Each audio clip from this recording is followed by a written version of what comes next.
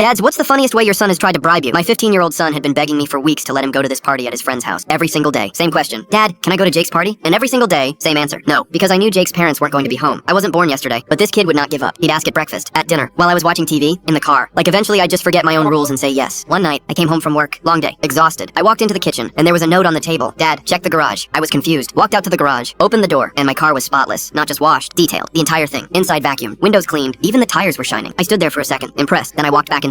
My son was sitting on the couch, trying to act casual. I said, nice try. Still no. His face dropped. Seriously? Seriously. He sighed, got up, walked to his room. I thought that was the end of it. The next day, I came home from work, and the lawn was mowed, perfectly mowed, edges trimmed, grass clippings cleaned up. I didn't ask him to do it. He just did it. I walked inside. He was doing the dishes, without being asked. I looked at him. He looked at me. Didn't say a word. Just kept washing dishes. This went on for 3 days. Dishes every night. Trash taken out. His room cleaned. Laundry folded. This kid was on a full-blown charm offensive, and I knew exactly what he was doing. Friday came, the day of the party. He walked up to me, sat down, pulled something out of his pocket. A crisp $20 bill. He held it out. I'll pay you. I stared at him. You'll pay me? Yeah, 20 bucks. Just let me go. I almost laughed. That's my allowance money. He shrugged. Still counts. No, it doesn't. He looked devastated. Genuine devastation. Like I just told him Christmas was canceled. He put the 20 back in his pocket, walked away, and I felt bad. A little. So I decided to let him go. But what he didn't know was that this was a test. I had overheard one of his friends that came over to our house last week talk about some alcohol at the party. That was one of the reasons I didn't want him to go. But this seemed like the perfect time to test it. So I told the kid that I'd let him go, and that he needed to call me if there was any alcohol or anything like that there, to which he agreed. I dropped him off at the party a couple hours later, and watched through the window on what he did. At first he didn't drink anything. He just came in, said what's up to his friends, and minded his own business. I was actually starting to get happy, and was about to leave, when I saw him grab a can of beer, then proceed to chug it while he made out with some girl. That was it. He had just lied to me, and started drinking. So I ran into the door and embarrassed him in the middle of his private time with him and his girl. Everyone there started laughing at him, and I actually started to feel bad for him. But then he said, I hate you. I wish you weren't my dad. So I told him that could be easily arranged, dragged him into the car, and dropped him off at the adoption center.